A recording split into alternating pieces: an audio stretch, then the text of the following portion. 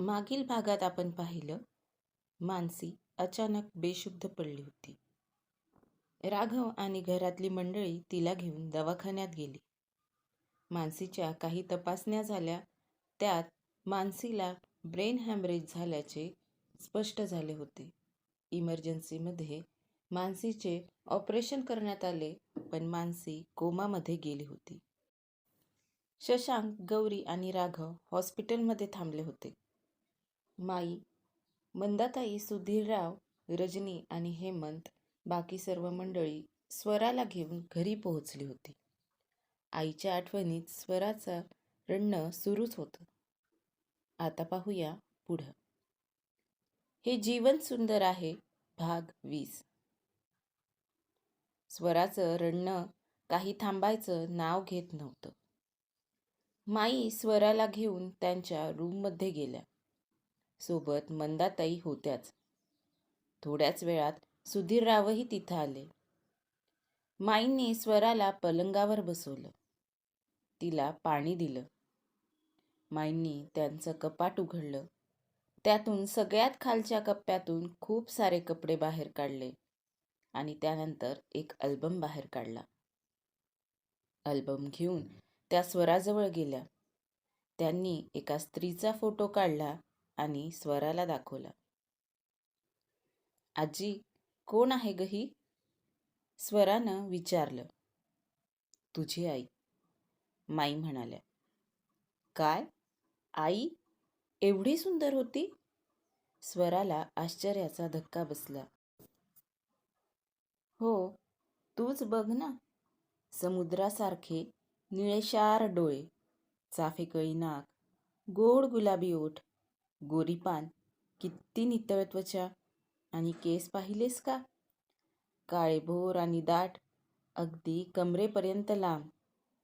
आरसपाणी सौंदर्य म्हणतात ते हेच. माई बोलत होत्या. मंदाताई त्या फोटोवरून हात फिरवत रडत होत्या. सुधीररावांची अवस्था काही वेगळी नव्हती. आई एवढी सुंदर होती, तर मग आईला काय झालं ग आजी? स्वरा रडत रडत विचारत होती.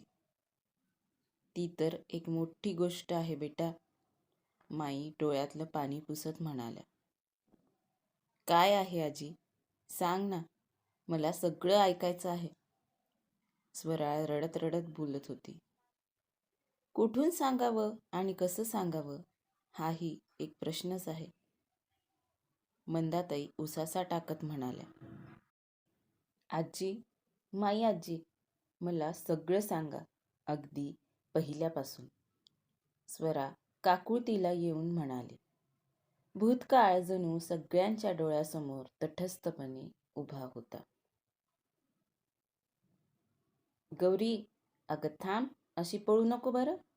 एका हातात वरण भाताची प्लेट घेऊन मंदाताई 4 वर्षांच्या गौरीच्या मागं पळत होत्या.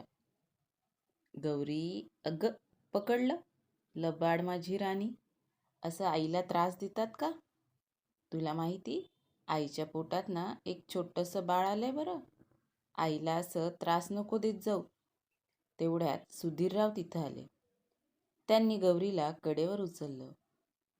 बाळ आईच्या पोटात? खरंच? गौरी बोबड्या बोलात विचारत होती. हो, छोटंसं बाळ.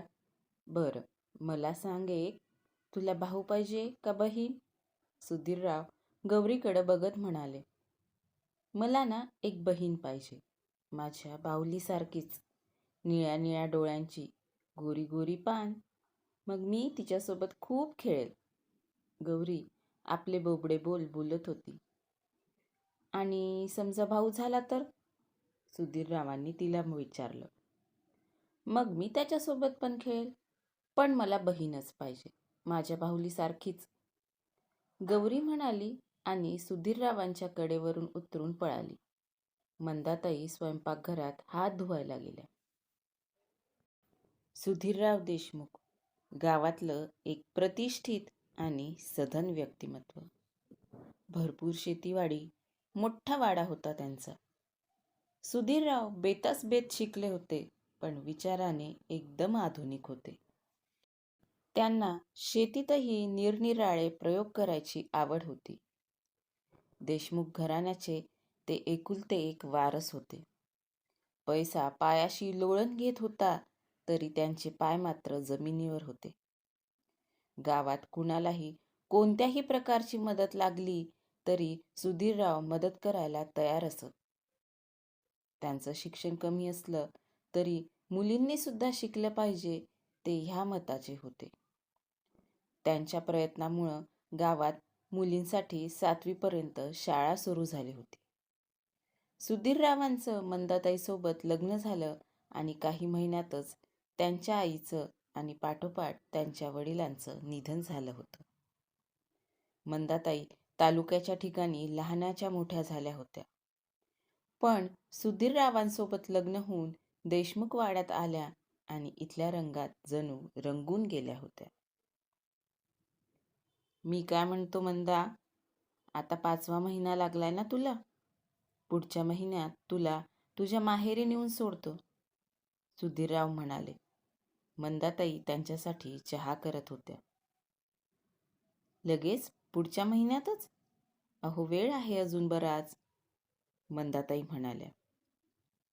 हो, इथं तू एकटी असतेस वाड्यावर.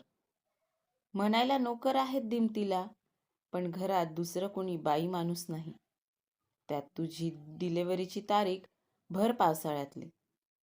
आपल्या गावाच्या पुलावरून दर पावसाळ्यात पाणी जातच. वेळेवर काही गरज पडली तर, तालुक्याच्या ठिकाणी जायची गरज भासली तर, त्यापेक्षा तू आधीच जा, सुधीरराव काळजीनं म्हणाले. ठीक आहे, तुम्ही म्हणाल तसं, पण या पुलाचं काहीतरी करा हो. दर पावसाळ्यात पुलावरून पाणी जातं आणि मग कितीतरी दिवस गावाचा संपर्क तुटतो. गावकऱ्यांची किती फजिती होते, मंदाताई म्हणाल्या. हो, मी आणि सत्येंद्र गेलो होतो आमदार साहेबांकडं. गावकऱ्यांच्या सह्या घेऊन पुन्हा पत्र दिलंय. यावर्षी तरी हे काम होऊन जाईल असं आमदार साहेब म्हणाले. बघू काय होतं ते, सुधीरराव बोलत होते. कुणी आहे की नाही वाड्यात? इतक्यात कुणीतरी वाड्यात आलं. अरे सरपंच साहेब, इकडं कुठं रस्ता चुकले? सैतान का नाम लिया नहीं और सैतान हाजिर. तू काही 100 वर्ष मरायचा नाहीस सत्या, सुधीरराव म्हणाले. ते सरपंच वगैरे सगळं तिकडं पंचायतीत, इथं फक्त सत्येंद्र, कळलं का? आणि काय रे, मी सैतान का? मी सैतान तर तू पण सैतान होशील ना. सैतानाचा दोस्त सैतान, कळलं का? सत्येंद्रनाथ म्हणाले. हो बाबा, कळलं. बोल. मंदा, मस्त चहा टाक बरं, सुधीरराव म्हणाले. ते चहा बिहा राहू दे, हे घे, आधी तोंड गोड कर. बाप झालो मी, मुलगा झाला बरं. सत्येंद्रनाथ अतिशय आनंदानं पेढ्याच्या बॉक्समधून पेढा काढून सुधीररावांच्या तोंडात कोंबत म्हणाले. अभिनंदन भाऊजी. उमा कशी आहे आणि कधी झाली प्रसूती? मंदाताई चहाचा कप घेऊन आल्या. काल पहाटेच झाली. हे काय, आत्ताच पोस्टमन तार देऊन गेला. तार वाचली आणि तडक इकडं निघून आलो. हे घ्या पेढ्यांचा डब्बा. आता मी जातो सासरवाडीला. कधी लेकाला बघतोय असं झालंय मला तर. सत्येंद्रनं पेढ्याचा बॉक्स मंदाताईच्या हातात दिला आणि तो घाईघाईनं तिथून निघाला. अरे सत्या, तो चहा तरी घे, सुधीरराव म्हणाले. नको रे, राहू दे. आता आधी आमच्या राजपुत्राचं तोंड बघणार, सत्येंद्रनाथ बोलतच गेले. सत्येंद्रनाथ चौधरी गावातलं तरुण नेतृत्व. सत्येंद्रनाथ 2 वर्षांपासून सरपंच म्हणून निवडून आले होते. सत्येंद्र आणि सुधीर एकदम जिगरी दोस्त. लहानपणापासून एकत्र वाढलेले, सोबत शिकलेले आणि खेळलेले. सत्येंद्रचे वडील आबासाहेब आधी सरपंच होते, पण नेतृत्व तरुण असलं पाहिजे ह्या मताचे ते होते, म्हणून त्यांनी सत्येंद्रला सरपंच पदासाठी यावेळी निवडणुकीत उभं केलं होतं. आबासाहेबांच्या पुण्याईनं सत्येंद्रनाथ निवडून आले होते. सत्येंद्र ही गावच्या भल्यासाठी, विकासासाठी निरनिराळी कामं करत होते. सुधीरराव आपली शेतीवाडी सांभाळत सत्येंद्रच्या सोबतीनं गावातली कामं करत होते. सत्येंद्रची बायको उमा, त्यांच्या लग्नाला 6 वर्ष झाल्यानंतर घरात पाळणा हल्ला होता. सुधीरराव आणि सत्येंद्रची मैत्री अख्ख्या पंचक्रोशीत प्रसिद्ध होती.